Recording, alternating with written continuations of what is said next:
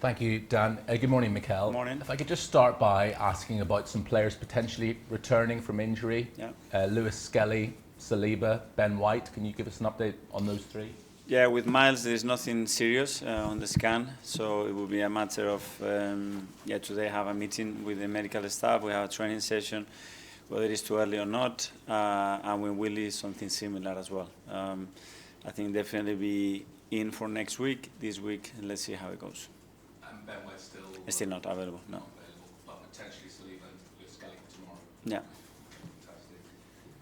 Obviously, there's so much noise outside the club. Arsenal need to sign a forward. Arsenal need to sign a forward. And I know we sound like broken records when we ask you about that, but you clearly don't share that same sentiment.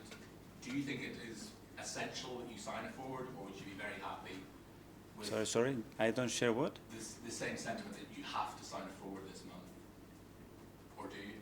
Have I ever said no to a striker? No, but you don't feel it's a necessity, do you?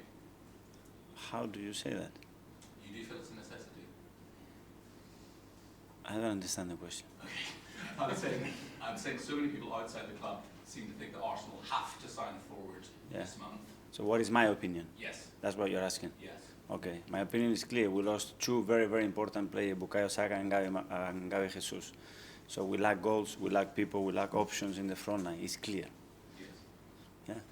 So do you think it's essential that you have to bring forward then? If we can get the right player, that's what we are actively looking at it. Yeah. Any player, no. Someone that makes us better and has an impact in the team. It's clearly that for the period that we lost them, ideally, we need some help because we were very short already and we're even shorter. But the team still copes with that. But we have to do what is right for the club. If the window were to close and you hadn't brought in a forward option? That's an option because it doesn't depend on us. It doesn't depend just on Arsenal or Mikel or our will. It depends on the market and many other factors. And is there work going on at the moment? Have you identified targets? Yeah. Yeah. Obviously, you're limited by the fact that you can't bring in a domestic loan. Would you consider the possibility of sending Neto or Sterling back to their parent clubs if a domestic loan was... We're not thinking about that. That's not an option? We're not thinking about it. Obviously, this weekend is a reverse of the opening day of the season fixtures. When you look at where Arsenal were there as opposed to where you are now, how do you think you've changed as a side since then? I think we are a much better size than at the start of the season. Much better. In what sense? In every sense, because we have, first of all, because we have evolved a lot as a team. We have some very important experiences. The way we have competed throughout the last 6-7 months with everything that happened is outstanding, I think. Okay, Roger from Premier League. Hi, Mikel. Just on a similar theme with that, I mean, you played Wolves at the start of the season. Different manager has come in since then. Do you relish that challenge of facing a new manager and somebody maybe don't... Well, he's been in now for a few weeks already, so we already know. I know Victor very well from previous clubs as well, and what his ideas are, and it's very clear how he sets the team. I think he had a really good impact in the team, and it will be a really tough match tomorrow because they are a really well-coached team, and especially there, they are a difficult side to beat. How do they differ under Pereira from the team that you faced at the start of the season under O'Neill? Have you noticed a difference in the short time he's been in charge? Well, in regards, first of all, to the structure and the organization that they use is different. They have certain very clear principles what they want to achieve with and without the ball, as well as certain players that they are in different moments. At the start of the season, they were in a certain moment. Now they're in a different moment as well. So everything it's important.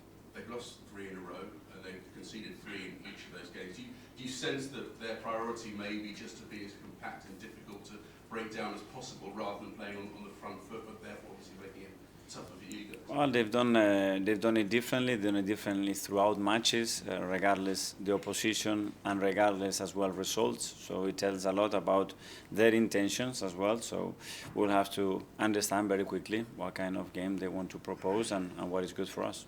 One of the players that gets talked about there is Cunha, of course. He's been linked with several clubs, including Arsenal as well. What is it about him? What threat does he pose? What sort of a danger would he be? Yeah, you know, I prefer not to talk about an individual. I talk about the collective qualities that they have, and they do have a lot.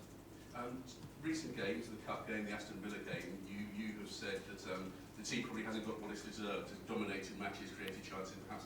Is there a danger that that sort of thinking can get to the players as well? They can think things aren't going our way, we're playing well, but we're not getting the results. That's a fact. That the thing is that we cannot feel sorry for ourselves. We have to design with our hands, and there are certain elements, certain things, certain moments that we have to elevate those standards. So then those margins become huge, and they are a reflection of actually what happened on the pitch. Okay. Go to Alex on the BBC. Hi, Mikel. Hi. I know it's only been a couple of days since we saw you last, but have there been any further plans about the winter break? No, no further plans, not yet. And I know you've been asked a lot about the striker, and you said that it has to be right for the club. Does that factor in potentially the summer window and the plans that you have long-term about potential new players? Well, everything has, obviously. You have certain resources, the ability to recruit certain players, to develop certain players, to bring certain players for the academy. So everything, you know, in a positive note as well. We have to, over our own players that probably nobody expect to have any participation this year. And they had a lot, and a very important one so far. So that's as well a big bonus. Ian, TalkSport. Hi, Mikel. How are Hi, you? good, thank you. When you look at bringing in players, so let's say you want to bring in someone to help out because Bukayo Saka is injured. How difficult is it? Because that player knows that the minute Bukayo Saka comes back, Bukayo Saka is going to play. That's the theory, you know. We don't know for how long and how many games he can play. I think the context has changed a lot. I mean, the amount of games that we have, the intensity, the demands that we put in our players, it's just impossible to think that a player can sustain a position. It's not going to happen. And we're all asking managers the same sort of questions at the moment regarding transfers because a lot of injuries. Do you think at the end of the season, because of what's happened this year, you managers will get together and try and lobby for bigger squads in future? Because it's clear that the 25-man squads at the moment aren't big enough for what you need them for. Yeah, but I think we cannot resolve that situation. I think that situation that as well with the Premier League UEFA rules have to be adapted because the schedule is adapted in a really demanding way, but the constraints that the clubs have are more limited, you know, and that doesn't make a lot of sense to continue in the direction that we want, which is towards the best football games that we want, to have players available for the players to extend their careers and maximize their potential and for the show to continue. Finally, I don't want to put too much pressure on you, but I'm expecting your problems with goal scoring not to be a problem tomorrow. Because I've looked into the stats, and it's 46 years, so long before you were born, Arsenal last didn't score against Wolves. Okay, Wolves won 1-0 at Highbury, that's 1979. So I'm expecting lots of goals from your team tomorrow. So I don't want you to feel under any pressure, but all right? Yes, thank you for the stuff, but for tomorrow games that doesn't help us, unfortunately. You can put it up in the dressing room. Yeah. Good. Simon from Standard. Mikel, can I just ask you in terms of, you've spoken a lot about what you're sort of capable of doing, what you can do. If you get players out the door this month, is that a way to increase the capacity of what you can do, given some assurances that money coming in can be used to bolster the squad? Well, it's all about balance as well, depending which player it is. If that player is a player that obviously gives us space, so it's going to limit it again in a certain position. It all depends. The rules are quite tricky as well. It's not just what you bring or what you sell. It's actually what resources do you have available after that.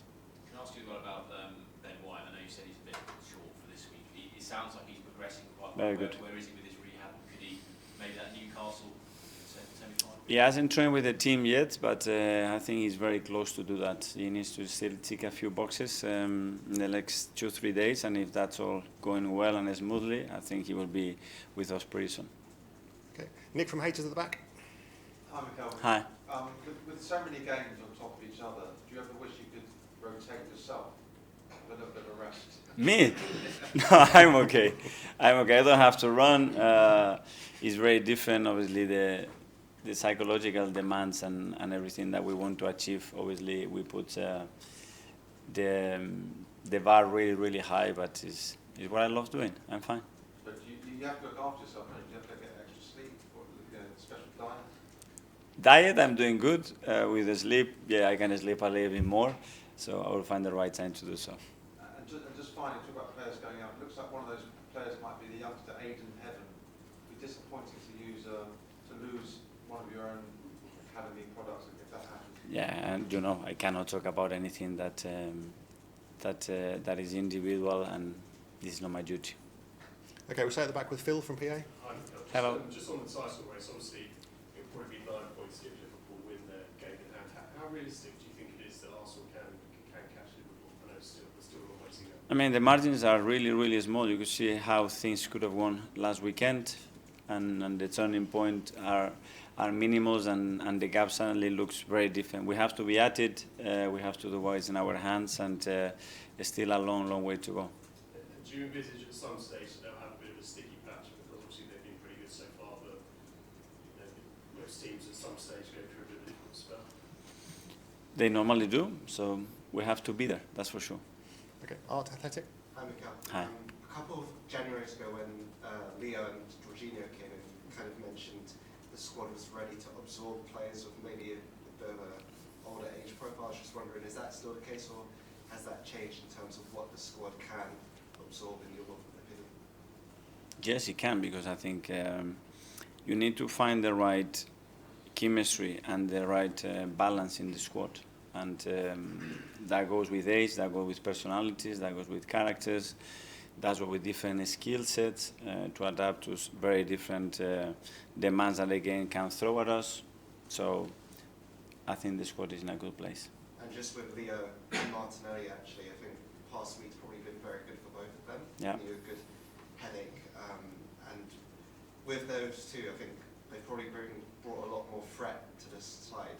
How have you kind of felt their past few weeks have been? Yes, very happy, because I think they have made another step forward, you know, that they are impacting the game in a more powerful way, in a consistent way as well. Both of them playing off the left, playing off the right, in the center. So it's a great asset to have, because they are really important, and the fact that both of them now are in a good moment, I think it gives the team a very good threat. James, ESPN. Hi, Mikel. Can Hi. I ask you about the market again? Or are you sick of it? Yeah, sure. Go ahead. After the Spurs win, Declan Rice was interviewed on TV. He said, "I'm not surprised if we're going to do something in the market because we had to bring Kieran Tierney on in an unnatural position." Obviously, the players don't call the shots, but have they told you, have they talked to you and said, "We feel we need another one and we need someone else"? Not like that, but I think, I mean, we all been there. They look at each other. Obviously, we have very, very short numbers for many, many weeks, and they recognize the situation. We all do. That's what we are trying to do. What is right for the club, for the team, for the players. That's our intention. Do you, I mean, in general, do you consult players on the signings? Sometimes, yes.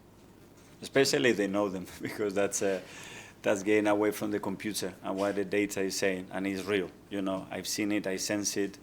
A player can score a lot of goals, great.